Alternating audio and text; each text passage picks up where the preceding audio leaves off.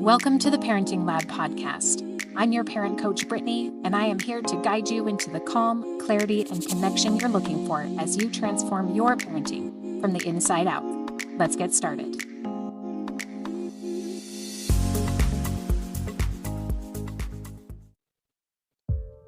Hey there, and welcome back to the Parenting Lab. Today we're going to be exploring something that every single parent navigates, and often with my coaching clients, this is a concept that can cause some confusion and frustration and even conflict. We're going to be talking about rules, limits, and boundaries, and hopefully provide you with a framework that you can use to build rules, limits, and boundaries that really serve your family instead of creating power struggles and unnecessary tension. These three concepts are often used interchangeably, but they're not the same. Understanding the difference can help you parent with more clarity and ultimately more connection, and that's really what we want, right? So let's start to unpack them. What are rules, limits, and boundaries? How are they different? And how can we use them effectively in our parenting? Let's start by giving a definition to each of these terms. We'll start with rules. Rules are the external guidelines we set for our children's behavior. Think of them as family laws. They're usually non-negotiable and apply to everyone. But the catch here is that they're very specific to your family. For example, rules might include things like bedtime and curfew, what foods you eat or what clothes you wear, or whether or not you wear shoes in the house. The rules you have in your family are not the same rules that we have in our family. Family rules are often unspoken and are just woven into the fabric of your family culture. Things that dictate what behaviors are either acceptable or unacceptable. They're the things we just know. You can probably think of a few of these in your own family. Like if I asked you, why do you do such and such? You might respond with, I don't know, we just do. Oftentimes, we don't even know we have a rule until it's broken. I remember when my kids were little, they were drawing at our kitchen table. And at one point I looked over and my daughter had used her marker to draw all over the table instead of her paper. And I realized that in my subconscious mind, I had a rule that we don't draw on the furniture. But I hadn't said that or made that known to my kids until my table was covered in marker. So then we had a spoken rule about only coloring on paper. Now, this caused some confusion for my kids later, however, when they went to a friend's house who had a chalk wall. Why can we draw on the walls at their house, but at home we can't? Well, the simple explanation, different families, different rules. Now, limits are the expectations we set for our child's behavior, especially in situations where choice is involved. Limits help children learn safety, responsibility, and self-regulation. For example, you can play outside, but you need to be home by 6. Or you can have a snack, but we're not having candy right now. Or you need to do your homework, but you can choose to do it now or after dinner. Limits are more general than rules and often fit into general societal norms. Not always, of course, but they do often follow generally accepted standards and best practices. Limits are how we teach our kids how to fit into the world around them, how to manage their time and behaviors, and how to use their agency to make choices that benefit them. Just to give you a clear idea of what falls into this category, limits also include things like not running in the street, stranger awareness, how much screen time you allow, and using nonviolent communication. Another key characteristic of limits is that they tend to expand over time. The limits you set for your 3-year-old are not going to be the same limits you set for your 16-year-old.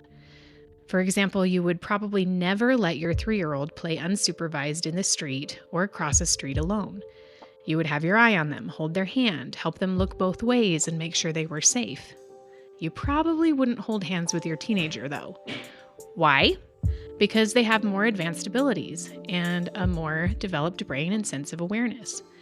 The limit is safety in the road, but the scope of the limit is different for each child.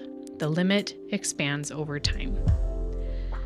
Now, boundaries are about you, the parent. They define what you will or will not do, or what you are comfortable with. Boundaries protect your emotional and physical space. So for this example, you would say things like, I'm not available to talk when you're yelling. I'll come back when you're calm. Or I'm happy to help with homework until 8 p.m., but then it's my downtime. Boundaries are an imaginary line in the sand between you and other people and are rooted in your own core personal values. Once you know, understand, and are really connected to your core values, it's your boundaries that become the strategies we use to honor those values and stay true to your own needs and well-being.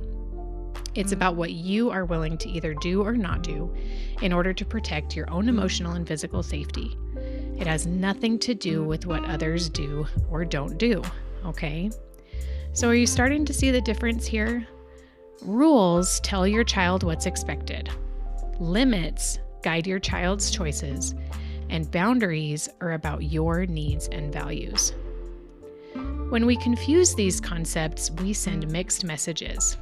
If you state a boundary as a rule, you may end up trying to control your child's behavior in ways that don't honor your own limits.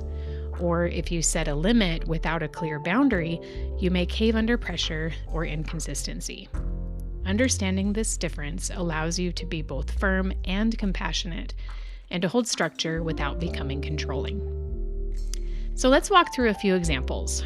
You can pause or re-listen to these if you need to, because understanding what this looks like in real life is so important, but it can be really challenging at first. So take some time to see these subtle differences as I share these examples. So example 1 is around bedtime. So a rule would be that bedtime is at 8 o'clock on school nights. A limit would be you can read quietly in your bed after the lights are out, but screens are off. And a boundary would be, I'm done with active parenting by 8:30. I need time to recharge at the end of the day. Okay? Our second example is going to be around hitting a sibling. So the rule here would be no hitting or hurting other people. The limit is you can be angry, but you must use words or ask for help. And the boundary is I will step in and separate you if someone is unsafe. The third example is around homework. A rule for homework might be that homework must be completed before screen time. The limit would be you can choose when you start, but it must be finished by 6 p.m.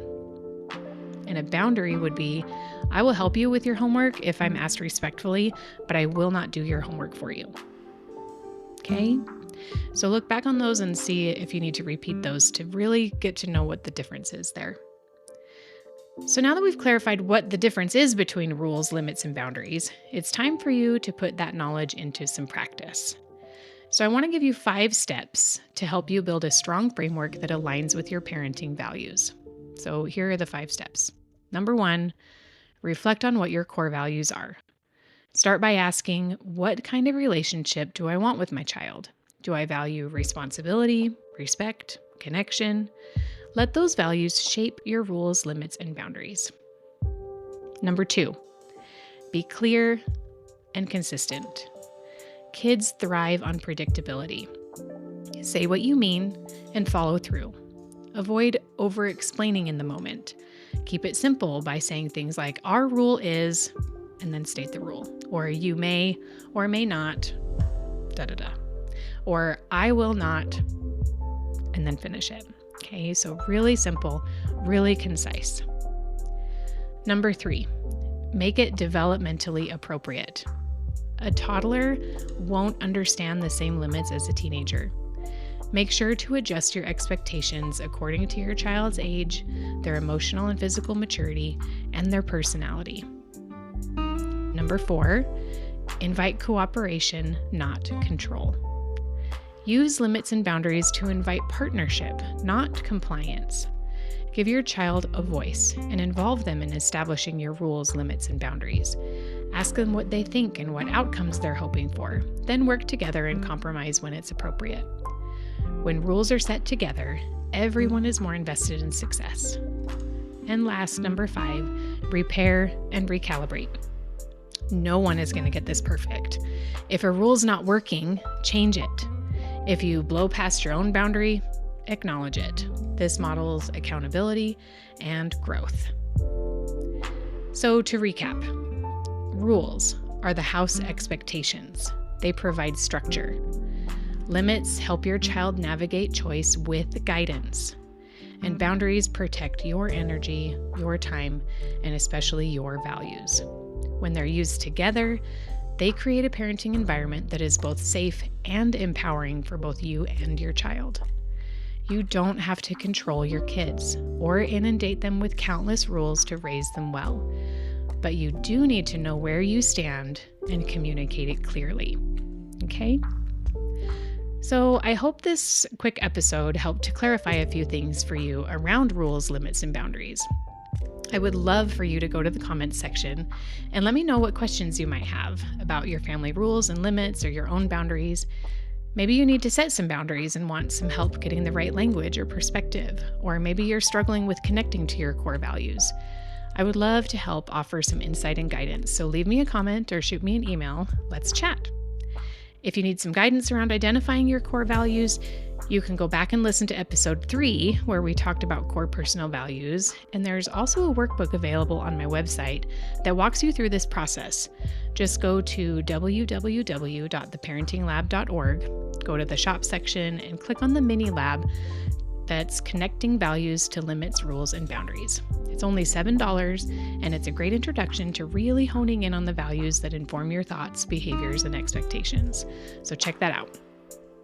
I will see you back here next week, where we will continue to explore the art and science of parenting and put your parenting to the test. Have an amazing week.